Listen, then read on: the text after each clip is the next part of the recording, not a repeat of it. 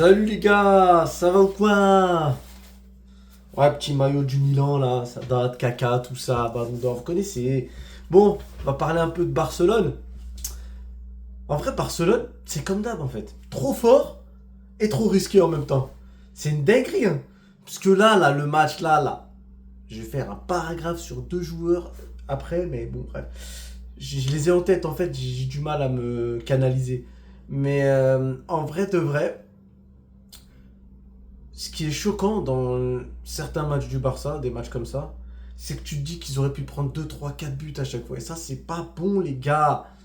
Ça fait toujours flipper parce que le jour où ça arrivera, et j'espère pas pour vous, parce que en Liga, je veux que vous perdiez, mais j'ai aucune haine, moi, contre Barça, même si je suis pour Madrid, tu vois, j'ai pas de haine. Ça veut dire si demain Barça gagne la Ligue des Champions, moi, perso, je m'en bats les reins. Je vais pas être là, non, pourquoi ils ont gagné et tout. Mais pourquoi je dis ça? Parce que pour que ça puisse arriver, ce genre de pépin que vous pouvez rencontrer, même si c'est déjà arrivé en Liga, il faut que ça arrive avec des gens qui ont un niveau.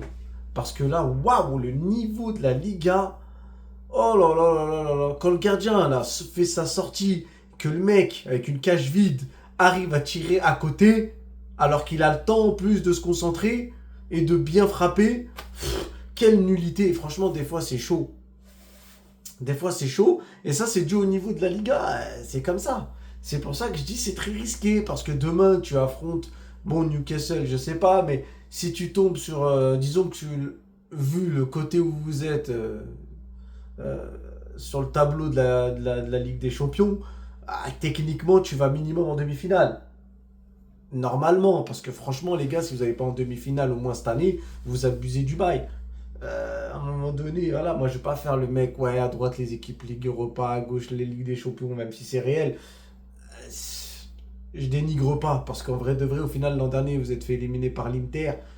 Nous, il y a quelques années, on s'est fait éliminer par l'Ajax, etc., etc., donc ça veut rien dire.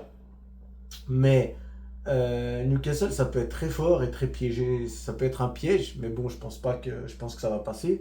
Maintenant, franchement, votre prise de risque constante face à Arsenal en demi-finale, ça pardonnera pas. Donc, à moins que vous êtes sûr de marquer beaucoup de buts, mais avec la défense d'Arsenal, ça va être compliqué. Maintenant, franchement, moi, pourquoi je parle de ça? Parce qu'aujourd'hui encore, pour moi, en fait, vous gagnez le match parce que vous avez beaucoup d'occasions et souvent plus que l'adversaire, faut le dire. Mais euh, pour moi, si on me dit est-ce que ce match-là, ils auraient pu le perdre, je vais dire oui. Genre, vous avez la maîtrise, mais t'imagines s'il y a, imagine si le joueur de Villarreal marque au moment où, comment ça s'appelle, au moment où le gardien sort, ça change un peu la physionomie du match. Si la petite passe là que je sais plus c'était Pedri je crois qui a intercepté ou je sais plus qui a intercepté une petite passe là à un moment donné très très chaude parce que vous étiez tous au milieu de terrain, un appel dans le dos, si celle-là elle passe, le mec se retrouve complètement seul face au gardien, c'est des risques de ouf. Tant que ça marche après, je vais pas j'en sais rien mais vu les points que vous perdez et vu ce qui se passe l'an dernier quand vous sortez contre l'Inter, je me dis c'est peut-être un risque qui est disons logique vu votre niveau offensif en Liga, mais qui serait peut-être à revoir à la baisse quand vous allez affronter des grosses équipes en Ligue des Champions. Après, c'est qu'un avis. Pour revenir à Villarreal, euh, la maîtrise offensive était trop, en fait. Quand je regarde les passes de Rafinha, le pressing qu'il fait, Lamine Yamal dans son côté qui, au-delà de ce qu'il a apporté offensivement aujourd'hui, tu le vois, les retours défensifs et tout, c'est important. Et en fait, quand tes ailiers sont comme ça, même si c'est pas vraiment des purs ailiers, ils sont un peu plus recentrés, mais ça change en fait. Ça te change l'équipe et ça t'assure une garantie en plus. Et aujourd'hui, il y avait vraiment une maîtrise. Donc je parle des défauts du hors-jeu, mais ça, vous les aurez toujours, ces défauts, vu que c'est le choix que vous faites de jouer de cette façon. Mais en réalité, vous étiez dans une maîtrise de fou. Vous avez maîtrisé le match de A à Z. Les Barcelonais, pour parler de deux joueurs en particulier, Pedri, c'est un extraterrestre. J'ai beau être madrilène et on me parle de Bellingham, mais moi, à mon sens, Bellingham, euh, ce qui le rend aussi fort et ce qui fait que les gens le pensent aussi fort, c'est les stats. Et moi, j'ai un problème avec les stats. Ça veut dire que l'an 2023-2024, c'est un joueur qui est super fort et tout milieu et tout ce que vous voulez, mais ce qui fait qu'on le voit autant fort, en fait, c'est parce qu'il statait à côté. Maintenant, quand il va moins stater et qu'il sera toujours, parce que là il est moins performant, mais quand il sera performant en statant moins, est-ce que on le mettra au niveau d'un Pedri? Je suis pas sûr. Je trouve vraiment Pedri, moi, waouh, exceptionnel. Pour moi, c'est peut-être le meilleur. Je pense que voilà, pour moi, il y en a deux. Il y a Pedri, Guimarães, je les mets dans le même bord. Le reste, d'ailleurs, ce sera marrant de voir Pedri vs Guimarães. Bon, après, Guimarães est moins bien entouré, mais je pense que Pedri, Guimarães, c'est le même bord. Après, je vois Pedri au-dessus de Vitinha. Parce qu'en fait, Pedri, même s'il est entouré de De Jong et tout, c'est pas des extraterrestres. Il faut dire la vérité. Guimarães, c'est pareil à Newcastle. C'est ça qui fait que je les trouve les deux vraiment extraordinaires parce qu'ils arrivent vraiment à briller de fou malgré qu'ils ne soient pas toujours entourés de bons joueurs. Même si c'est Pedri, c'est nettement meilleur que Guimarães parce que Pedri, devant lui, il a des vrais joueurs de football, des vrais attaquants, des mecs de classe mondiale. Donc forcément, c'est plus facile pour lui de briller.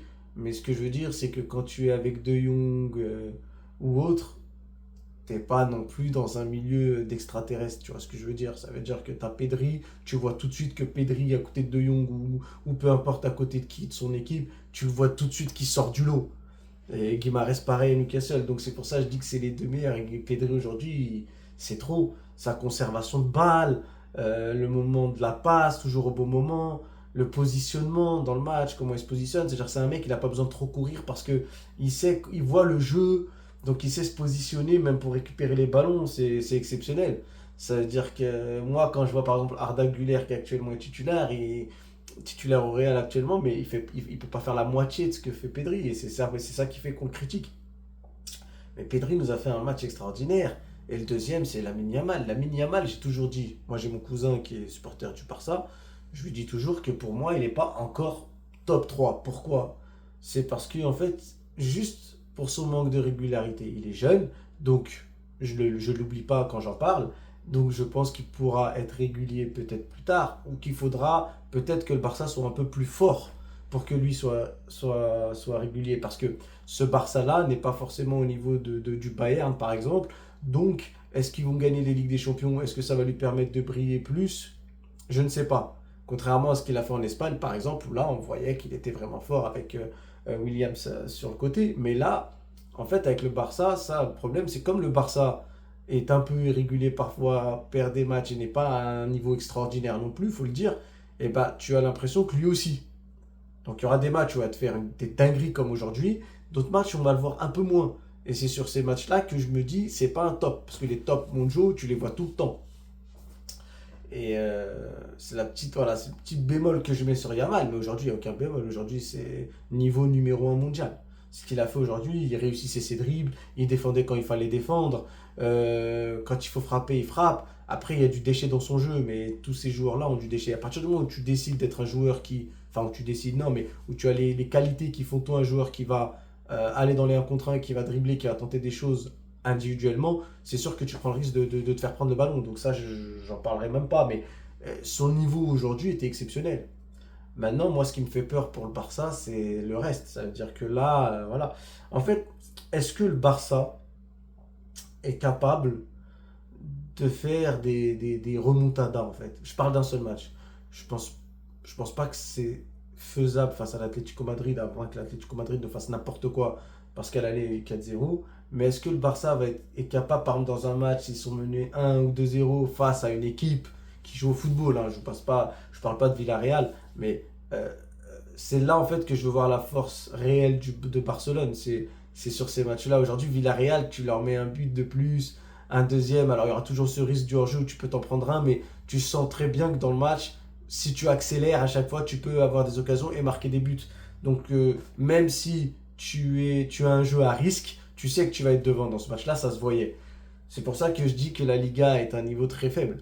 Maintenant, est-ce que demain, moi c'est ça que je vois en fait, je veux voir le Barça contre une vraie équipe, peut-être mener ou pas forcément mener, mais mener encore mieux parce que à cause du piège du hors-jeu, est-ce que si tu es dans la difficulté et que tu te livres un peu plus, est-ce que ton équipe va être solide? C'est là qu'on va voir le vrai niveau de l'équipe.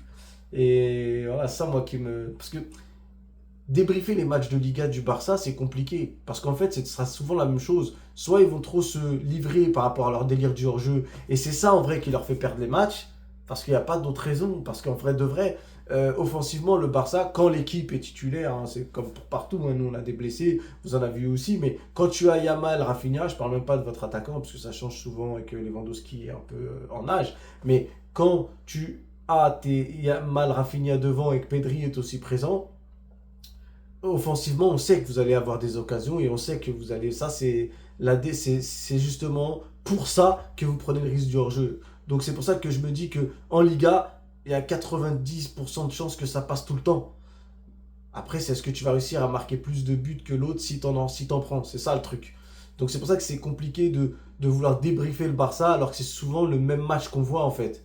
On voit que vous prenez des risques et que vous êtes offensivement largement au-dessus et que défensivement, même si vous avez une bonne défense, le risque que vous prenez, c'est ça qui vous fait encaisser des buts et pas autre chose.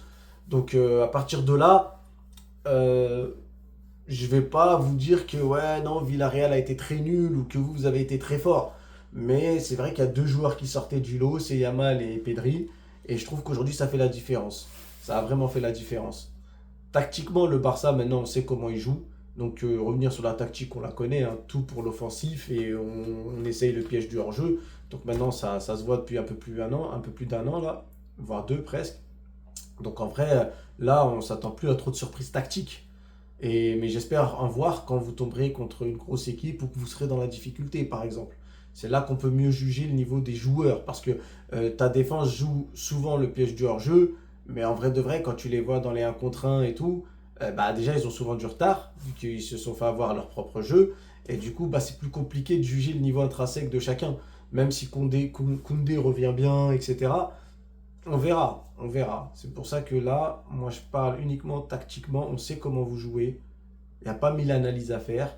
Maintenant, c'est sur le niveau individuel des joueurs et dans la difficulté que j'aimerais voir si le Barça va réussir à se réveiller et à changer. C'est pas dans les matchs de Liga qu'on peut le voir. C'est pour ça que je ne peux pas trop critiquer Villarreal parce qu'on sait Villarreal, c'est de la Liga et voilà, contre les gros, c'est toujours pareil.